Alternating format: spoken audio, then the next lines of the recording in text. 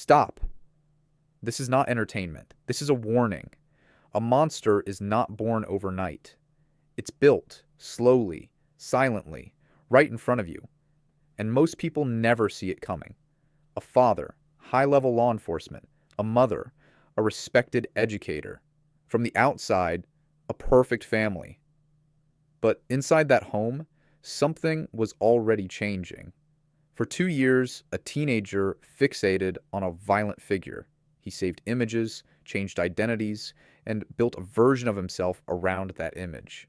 His parents saw a quiet kid, maybe antisocial, nothing unusual. They thought he just needed to get out more. So the father tried to help. He took him to a shooting range, taught him how to aim, how to control a weapon. He thought he was helping. He wasn't, because the process had already started. This isn't a news story. This is an anatomy lesson. How a brain changes, how empathy shuts down, how isolation rewires perception. And the most dangerous question is this: is it already happening somewhere close to you?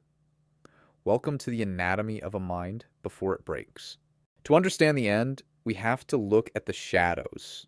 For most people, the internet is a tool. For a vulnerable mind, it becomes something else.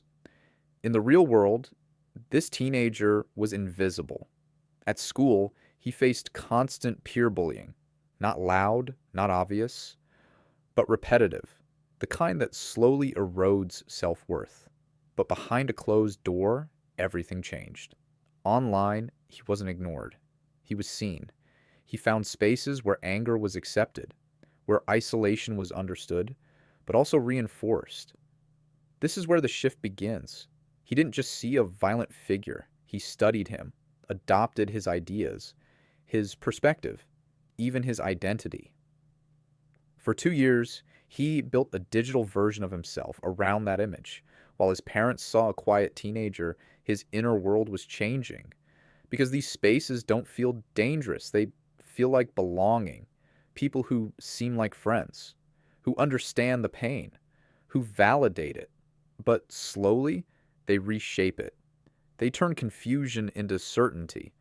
You're not the problem. The world is against you. At first, it feels like relief. Then it becomes belief. And this is where everything shifts. Isolation stops feeling like something to fix. It starts feeling like a reason. The brain adapts to repetition. What you see often, you start to accept. What you accept, you start to believe. Over time, perception changes. The world feels hostile. People feel distant. And reality starts to bend. At that point, it's no longer just a teenager alone in a room. It's a mind that has been reshaped. So, how does a human mind reach a point where it can no longer feel the pain of others? It's not just a decision. It's a biological shift. In a healthy brain, there is balance. The prefrontal cortex acts as the control system. It processes logic, consequences, and empathy. It's the part that says, stop, this is wrong. Then there is the amygdala, the emotional center, the source of fear, anger, and survival instincts. Normally, these systems work together. Emotion rises, and control regulates it. But in vulnerable teenage brains, this balance is not stable. And under constant stress, that connection begins to weaken. Now imagine a mind exposed to repeated isolation, rejection, and intense negative input. The emotional system becomes overactive. The control system falls behind. Over time, empathy starts to fade. Not suddenly, but gradually. The brain adapts to protect itself. Feeling less hurts less. And this is where the real danger begins. Because when empathy weakens, other people start to feel distant, less real, less human. At that point, perception changes. Not completely, but enough. Now go back to the moment the father tried to help. He thought he was building a connection. But in a brain where emotional balance was already disrupted, that moment meant something else entirely. It's not about having too much anger.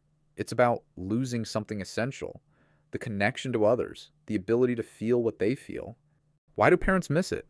even the most educated, even the most disciplined. Why is the danger so hard to see when it's living under the same roof? Because we see what we want to see. A father sees a quiet son and thinks he just needs structure.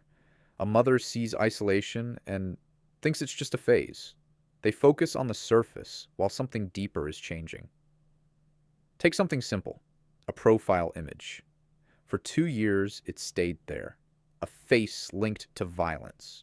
To the teenager, it meant identity. To the parents, it looked like nothing, just internet behavior. Something temporary, but they didn't see what it represented. Then comes the attempt to fix the silence. The father notices the withdrawal. He tries to connect. He chooses something familiar, a shared activity, a way to bond. To him, it makes sense. But the problem was never on the surface. He thought he was helping. He wasn't. Because the signals were being misread. In a mind that is already shifting, small actions can take on very different meanings. The signs are not always hidden. They are often visible, but misunderstood. Not because parents don't care, but because they can't imagine what they are actually seeing. And that's the hardest part. Sometimes what looks like a phase is something deeper. So, where does this leave us? This isn't about blaming parents, and it's not about judging a family's tragedy. It's about understanding that the world has changed. The distance between a quiet bedroom and a global network is only a few clicks. A school attacker is not a sudden event. It's a process, slow, visible, but often ignored. A series of small signals we choose to call phases. But some phases don't end. They escalate. The lesson is simple. Look beyond the surface. Isolation is not always safety. Silence is not always peace. If a child is withdrawing, don't just try to fix the behavior. Try to understand the pattern. Connection matters. Real connection. Because once a mind fully disconnects, the way it sees the world begins to change. Don't wait for a crisis to start paying attention. The signs are already there. You just have to be willing to see them before the silence becomes something else entirely.